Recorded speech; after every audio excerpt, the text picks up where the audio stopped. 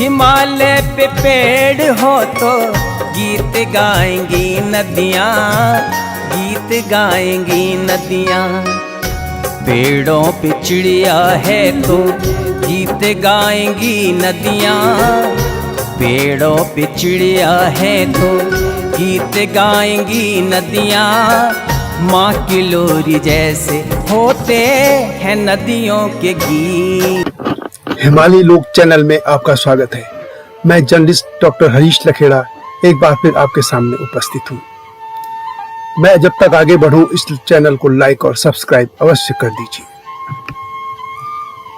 दोस्तों, हिमालय के खसुओं, कोलिया वंशियों और थारू के बाद अब इसी क्षेत्र की एक और प्राचीन जाति किरात को लेकर जानकारी लेकर आया हूँ। इस साहसी और परिश्रमी जाति को लेकर भारतीय पौराणिक साहित्य के पन्ने भरे पड़े हैं।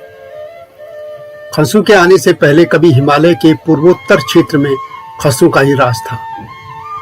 हिमाचल प्रदेश के किन्नौर के लोगों को किरातों का वंशज माना जाता है, जबकि उत्तराखंड में किरात अब मुख्य समाज में विलुप्त हो चुके हैं। उत्तराखंड के शिल्पकारों को भी किरात और कोलिया वंशीय लोगों का वंशज माना जाता है।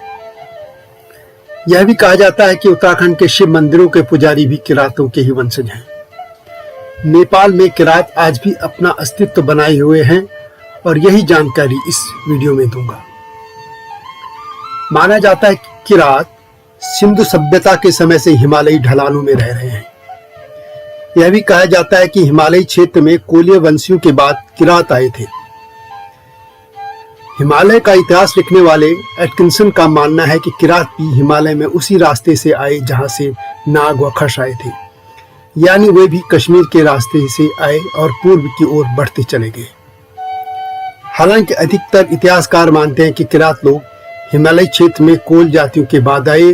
वे एक तिब्बती बर्मी जातीय समूह में हैं और जो कि असम की तरफ से हिमालय की ओर आगे बढ़े थे।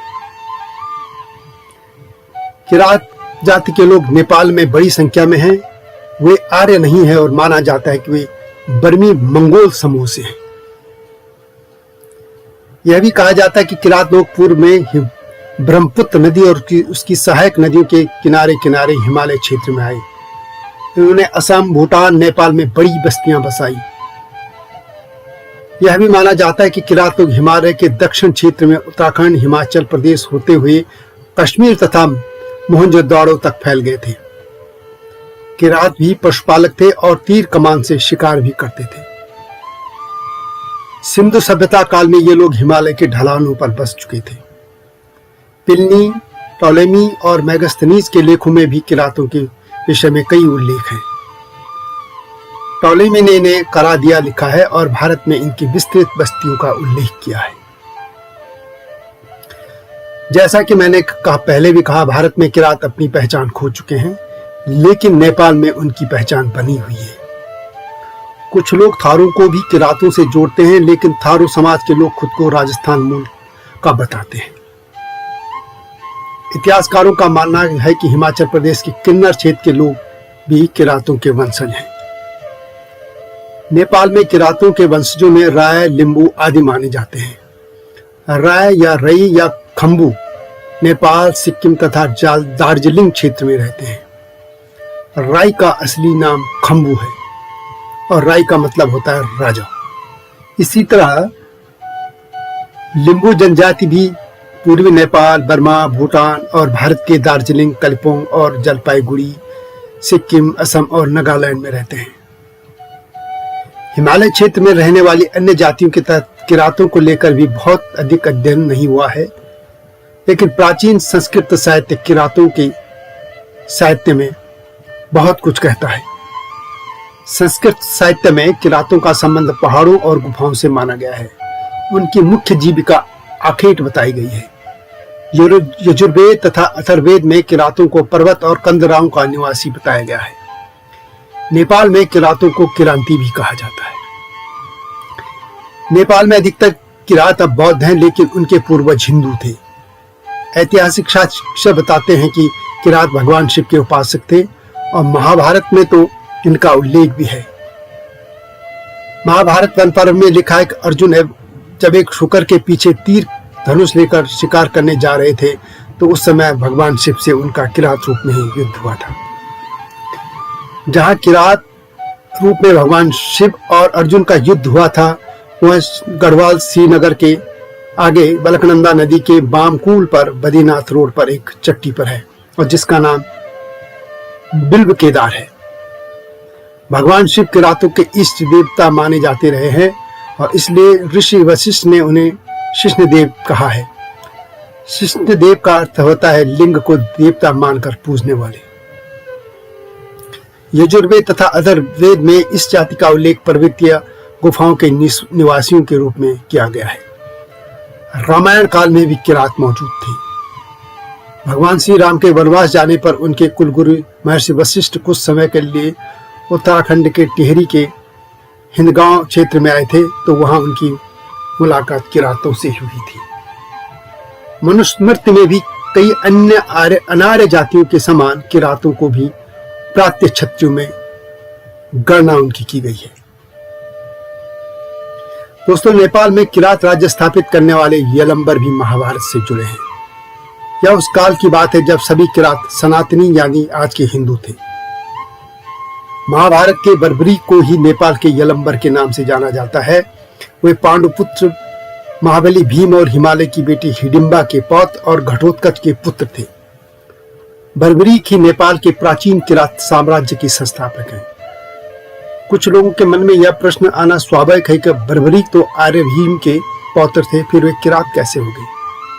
तो यह उसी तरह संभव है जिस तरह नेपाल के शाहवंशी राजा राजस्थान के थे, लेकिन उन्होंने खस व गोरखा राज्य स्थापित किया। बर्बरी की दादी हिडिंबा तो जो हिमालय वासी थी, वह आर्य नहीं थी, राक्षस कुल की थी।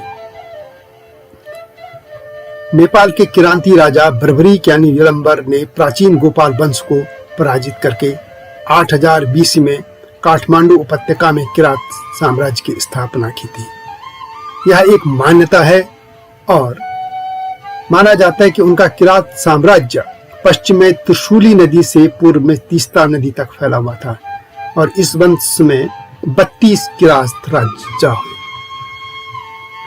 कुछ लोग हिमालय क्षेत्र में राज करने वाले कुलिंद या पुलिंद या कुलिंद, इन सभी को किरातों से जोड़ते हैं। कुलिंद उत्तराखंड क्षेत्र की पहली राजनीतिक शक्ति थे और उत्तराखंड के पहाड़ी क्षेत्रों में 3 से 14 तक कुलिंदों का ही शासन था। महाभारत में किरातों को हिमालयवासी बताया गया है। वे लोग फल फूलों का आहार करते थे और मृगछाला पहनते थे। प्राचीन ग्रंथों में इन्हें सुनहरे या पीले रंग का बताया गया है। योग वशिष्ठ ग्रंथ में भगवान श्री रामचंद्र जंगल में किरातों के फैलाए जाल के बारे में कहते हैं। इससे संकेत मिलता है कि प्राचीन युग में किरातों को शिकारी समुदाय के रूप में देखा जाता रहा था। किरातों को लेकर संस्कृत के महाकवि कालिदास ने भी अपने साहित्य में लिखा है। दोस्तों, किरा शब्द की उत्पत्ति को लेकर भी कहा जाता है कि यह किर यानी सिंह और ती यानी लोग मिलकर बना है, अर्थात सिंह की प्रवृत्ति वाले लोग। यह भी कहा जाता है कि पूर्वी नेपाल की किराती नामक तिब्बती जो जाति है और इसी से यह शब्द निकला है। यह भी संभव है कि किरात शब्द का प्रयोग वनों में रहने वाली जातियों के बारे में तब होने लगा होगा। सिक्किम के पश्चिम स्थित मोरंग में आज भी किरात नामक एक जाति बसती है और संभवतः किरातों का यही मूल स्थान रहा होगा, यह कुछ लोग मानते हैं। यह भी साक्ष्य मिले हैं कि किरात लोग हिमालय के अलावा मैदानी क्षेत्रों में भी निवास करते थे। मध्य प्रदेश के सांची के स्तूप पर किसी किरात भिक्षु के दान का उल्लेख मिलता है। दक्षिण भारत में नागार्जुनी कोट के एक अभिलेख में भी किरातों का वर्णन हुआ है। माना जाता है कि किरातों की कुछ बस्तियां कर्नाटक में भी थी। सिंधु और हड़प्पा सभ्यता से पूर्व सरस्वती नदी के उत्तरी भाग और उत्तर में सतलज ब्यास नदियों के भीतरी भाग तक यह सभ्यता थी और किरात भी उस समय हिमालय में बस रहे थे। 3000 ईसा पूर्व से 2500 ईसा पूर्व तक सिंधु सभ्यता के काल में हिमाचल प्रदेश में कोल, आदिम, आग्नेय या निषाद वंशी खस, नाग और किन्नर जातियों को समकालीन माना जाता है। इस सभ्यता के अवशेष मोहनजोदड़ो, हड़प्पा, शिमला और पहाड़ियों के अंचलों में बसे रोपड़ तक मौजूद हैं खुदाई तथा अस्थिपंजरों से पता चलता है कि ये पंजर आदिम आग्नेय कुल या निषाद वंशी, मंगोल, किरात, भूमध्य सागरीय कुल और पर्वत प्रदेशीय नामक 4 नस्लों के थे। आज इन 4 नस्लों की कल्पना दलबर्ण, असुर, ब्रात्य, दास, नाग, यक्ष, किन्नर, किरात, ब्राह्वी, पार्ण और सैमेरियन के साथ की जाती है। यानी किरात इस पूरे हिमालय खंड में बहुत पहले से निवास करते रहे हैं। तो दोस्तों, यदि हिमालय के किरातों की गाथा आपको कैसी लगी अवश्य बताएं। हिमालयी लोक चैनल को लाइक और सब्सक्राइब करना न भूलना। जय हिमालय, जय भारत।